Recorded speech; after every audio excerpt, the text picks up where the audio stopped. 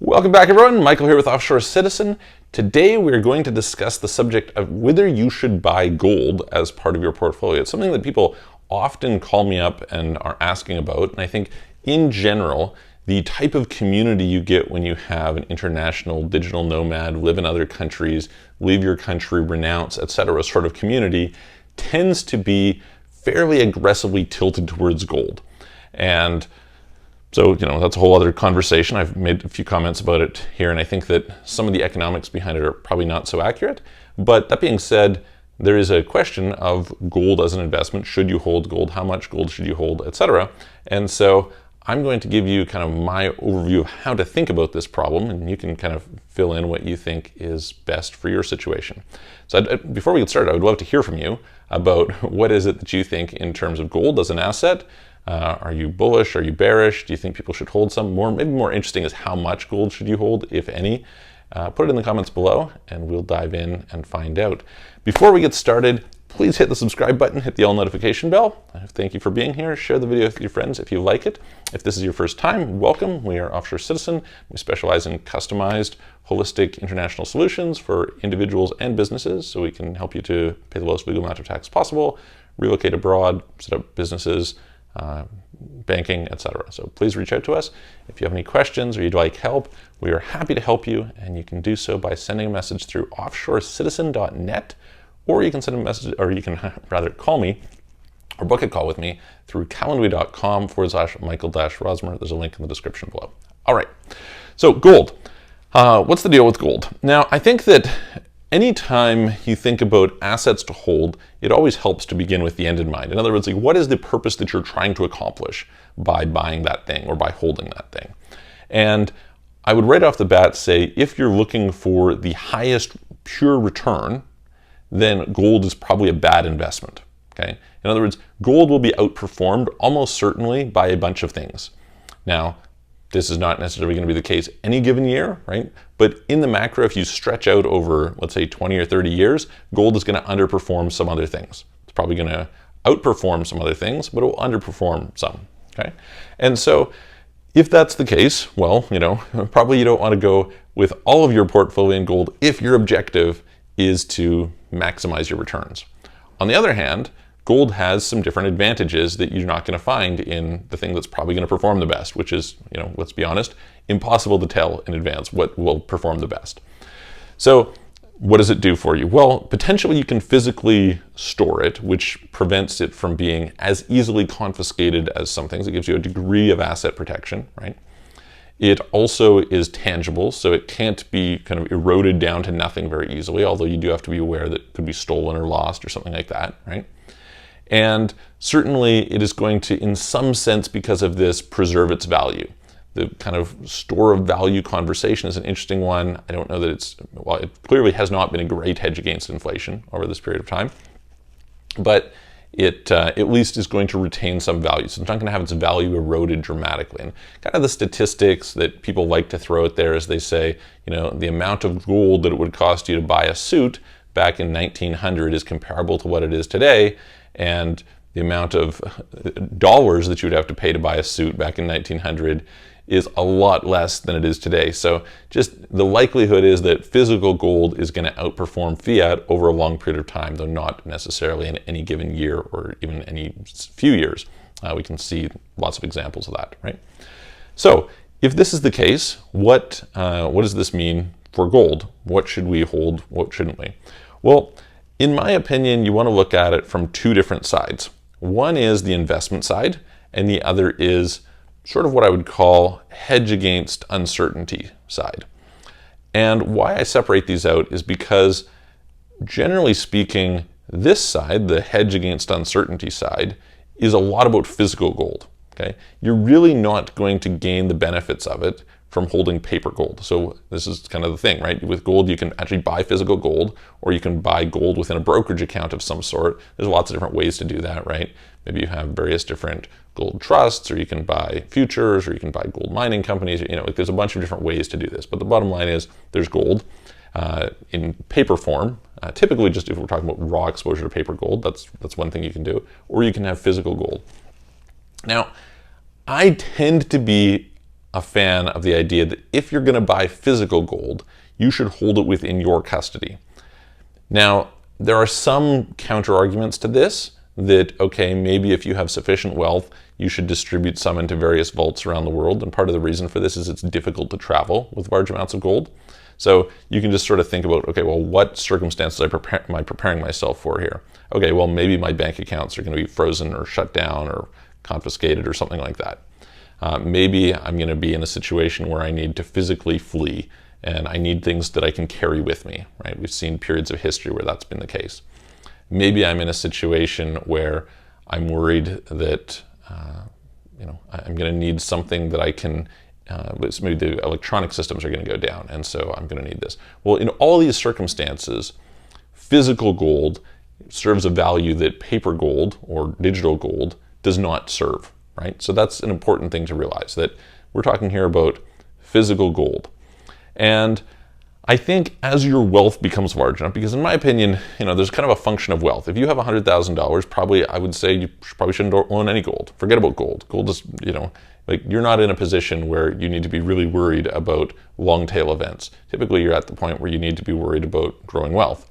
Now, if you're, in the 7 or 8 figures, then, probably it pays to have some gold. If you're in the 9 or 10 figures, almost certainly pays to have some gold, because the value of insurance is larger, and the cost of the insurance is in like nominal terms, in terms of the sense of how much difference the money will make for you elsewhere, pretty low, right?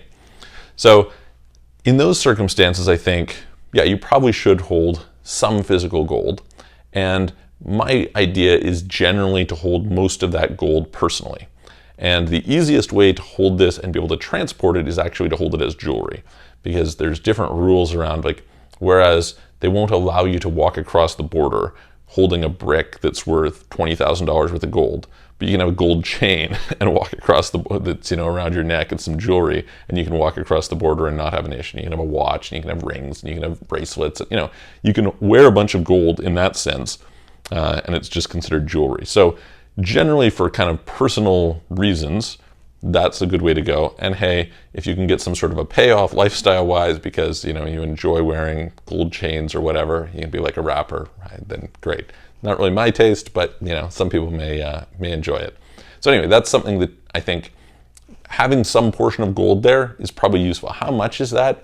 I mean, again, a function of your net worth. I tend to believe that in most extreme circumstances, gold will not be that useful to you. So if you were to say, okay, well, say we had, I don't know, some crazy solar flares and the electric systems in the world were wiped out and, suddenly we had all these issues.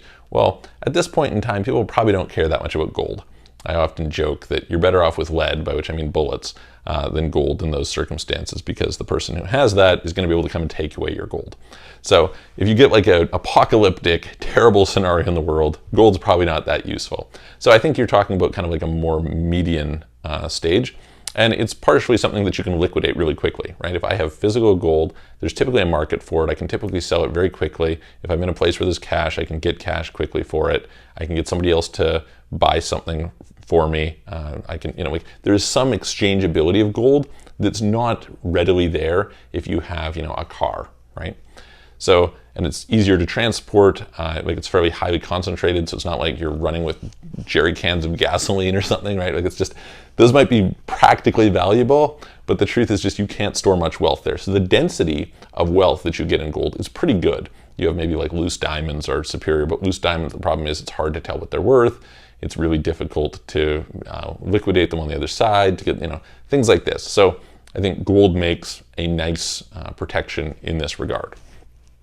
The next side, though, is, and by the way, so what I'm essentially advocating is I don't really believe in having a lot of gold in vaults, okay? So some people have gold vaulted all over the place. They've got it in Switzerland and Singapore and Dubai and Cayman Islands and, wherever else. And if you want to do that, great. I don't think that it's a great idea to have much gold in those environments. And if you do, I think it should be in places that would be accessible to you if you were to have to quote unquote flee, right? So if you're in a situation where you're saying, okay, I think I'm shit is hitting the fan, I need to run somewhere. Okay, well, where can you physically get that? If it's in Cayman Islands, and you're probably not going to be able to get to Cayman Islands. Well, it's not that useful to have gold and vault in Cayman Islands. So Switzerland's probably more valuable. Maybe Singapore is more valuable. I personally wouldn't keep a lot of gold in those places, just in part because I think the fees are ridiculous. Most of the time, I'm paying to store this stuff. It's being eroded, and it's really insurance where what's going to happen. So, depending on your net worth, again, I'd maybe keep a small amount there just because you may end up in a situation where you can't physically travel very easily with gold. And so here you can go and physically access it in some sort of a vault or a safety deposit box or whatever, and you can get it out and you can get money, and that's useful. So, relative to your net worth, probably quite a small portion, and I probably wouldn't do that at all until you have sufficient net worth that is a meaningful amount. Like you can actually do something with it. In other words, if you're going to put $100 or $500 or probably even $1,000 of gold in the vault, it's probably just not worth doing. It's probably, starts at 5 figures that you would say, okay, it's worth it to have some in a vault. And frankly, it probably maxes out in the low 6 figures, because what's the point in having $1 million worth of gold sitting there? Maybe if you're a billionaire, but most people, it just doesn't make a lot of sense. So that's kind of my view on physical gold. On paper gold is a different thing, because I think you're talking a lot in this case about portfolio design.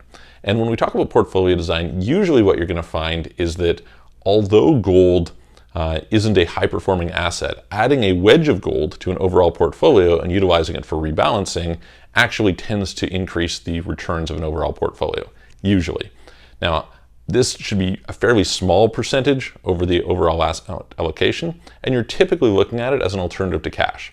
So you kind of have to figure, well, if I'm going to sell stocks, or I'm going to sell real estate, or I'm going to sell bonds or something like that, what am I going to go into? And normally the answer is cash. Well, this is you're kind of viewing as a cash alternative.